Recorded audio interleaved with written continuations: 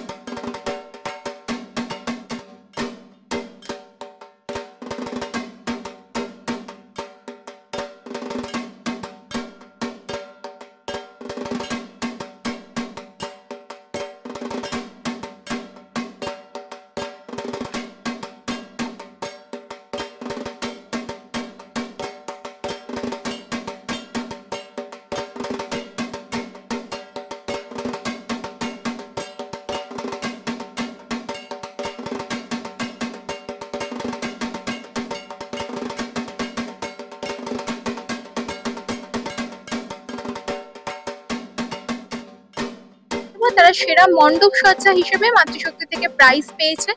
সে বিষয়ে তাদের প্রতিক্রিয়া জানবো। প্রথমত তো দীপাবলির অনেক শুভেচ্ছা আপনাদের। আর এই যে থিমটা সম্পর্কে কিছু বলুন। থিমটা অ্যাকচুয়ালি হচ্ছে নির্বাণের পরিত্রাণের বিষয়। কিন্তু মাতৃশক্তির আরাধনা একটা আমাদের বিষয়টা হচ্ছে কি আরাধনা উপাসনার মাধ্যমে মানে ধ্যানের যে আধ্যাত্মিক শক্তি সেই মাধ্যমে আমাদের যে অহংবোধ বিভিন্ন আমাদের ভেতরে যে লোভ লালসা এই সমস্ত কিছু এইসব উত্তীর্ণ হয়ে গিয়ে একটা আমাদের শান্তির দিক বা শান্তির পথ আমরা খুঁজে পেয়েছি। সেই শান্তির পথটা হচ্ছে নির্বাণ। ঠিক আছে, এখানেই সেই বিষয়টা আমরা তুলে ধরতে চেয়েছি এখানটা। মায়ের রূপটা তো একেবারে যেটা দেখলাম হচ্ছে যুদ্ধ শেষে মা যে ধ্যান করছে সেই রূপ আপনারা তুলে ধরেছেন। এই বিষয়ে চিন্তা ভাবনা অ্যাকচুয়ালি যদি সাম্প্রতিকতম দিনগুলোতে যদি দেখেন মানে শান্তির বাতাবরণ হয়তো কোথাও বিঘ্নিত হচ্ছে।